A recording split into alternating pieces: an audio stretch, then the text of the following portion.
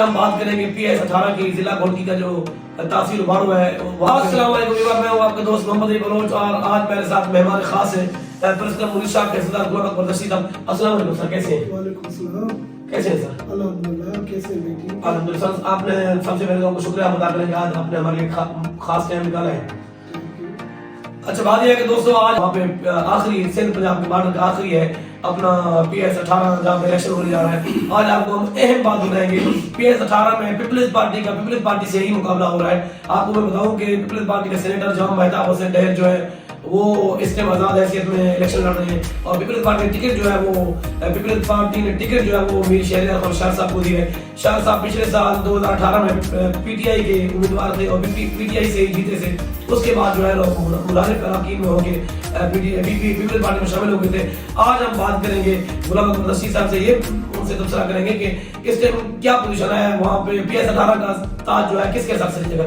سر بتائیں گے کہ آپ پیپلز پارٹی کا جو مقابلہ ہو رہا ہے پی ایس 18 کا، یہ تو بہت بڑا دنگل ہے کیونکہ ہم نے پہلے تو سنا ہے کہ ایک حریف دوسرے حریف کے مقابلے ہوتا ہے. اس بار تو دیکھنے کو کچھ ڈفرینٹ مل رہا ہے کہ پیپلز پارٹی کے ساتھ مقابلہ ہو رہا ہے. تو اس میں آپ کو کیا لگتا ہے کس کی جیت ہوگی؟ پہلے تو میں محمد علی بھائی کا شکریہ ادا کرتا ہوں جنہوں نے ہمیں یاد کیا.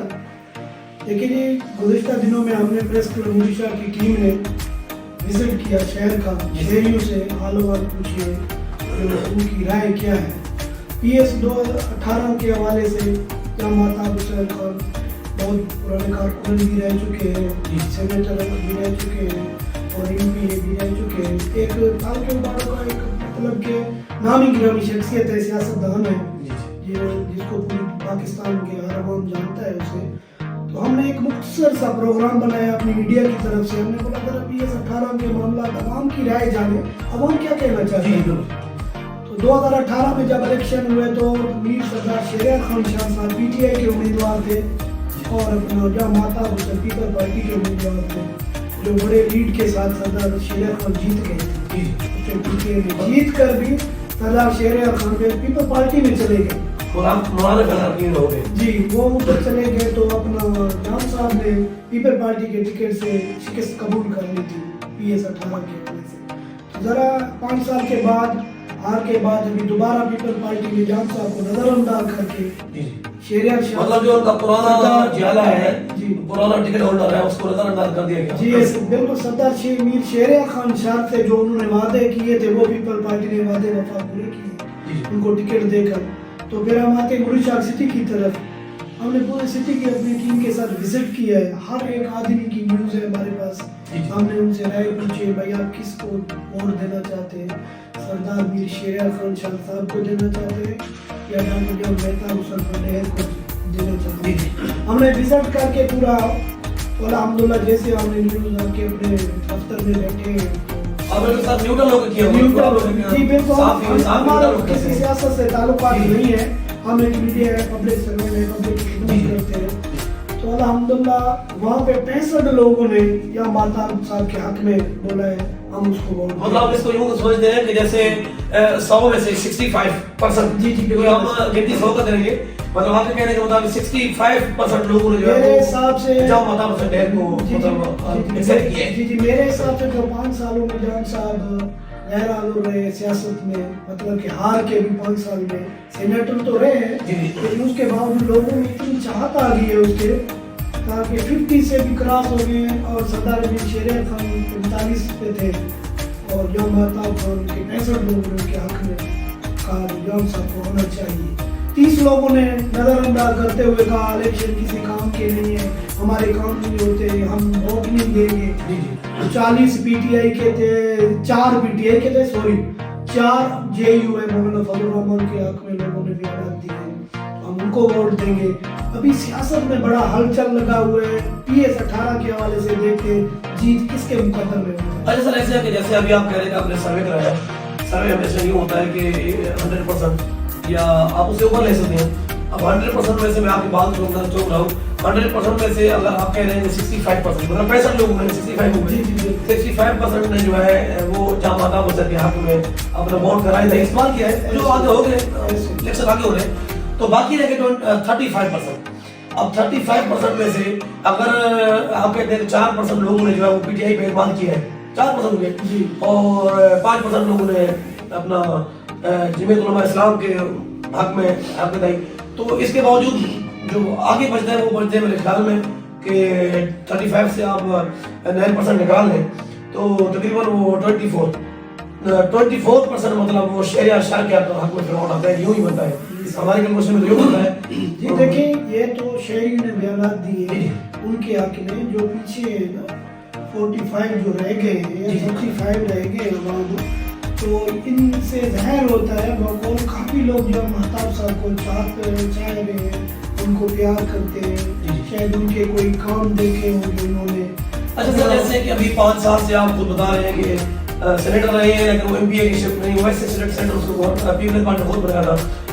अब बात यह है कि 5 साल के अंदर शहरियार खान शाह साहब जो है वो पीटीआई को छोड़ के पीपल्स पार्टी में जा चुके। क्या उन्हें कोई शहर में तरक्याती काम करवाए हैं? कोई आपको नजर आए तरक्याती काम शहर में? देखिए जी, सरदार मीर शहरियार खान से लोगों ने सवाल किए, कुछ कारकुन उनके करीबी थे वो नजरअंदाज भी हुए हैं। तो सरदार मीर शहरियार खान से लोगों ने कुछ सवाल किए हैं जो भाई हमारे काम नहीं हो रहे। तो सरदार साहब ने कहा फिलहाल मैं हुकूमत में हूँ लेकिन हिस्सा नहीं, क्योंकि मैं एमपीए के जन्म हो गया था, पीटीआई से जी के पीपल पार्टी में गया।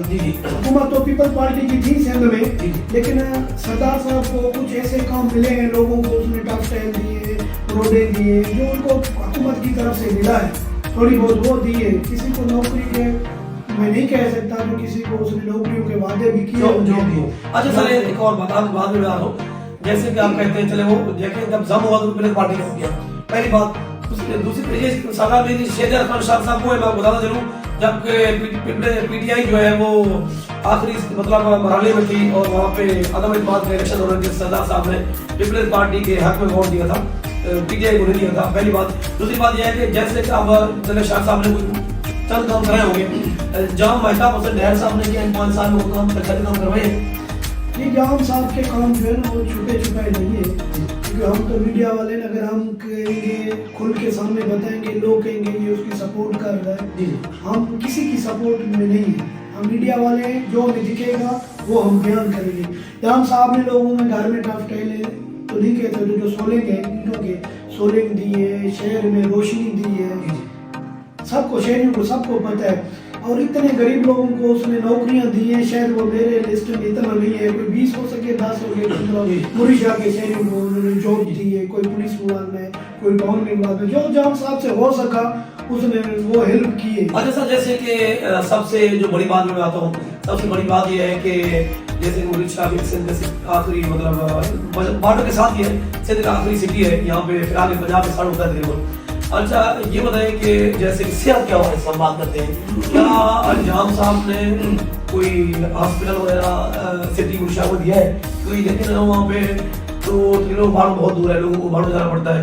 तो पहली बात। दूसरी बात यह है कि जैसे मुरीशा सिटी मेरा सुना बहुत बड़ा है, सुना नहीं है मैंने, देखा बहुत बड़ा सिटी है, मुरीशा सिटी बहुत बड़ा है। तो यूनियन काउंसिल जो है वो मुरीशा को नहीं बनाएगा, वो बनाएगा खबड़ा को, इसके बारे में आप क्या कहेंगे?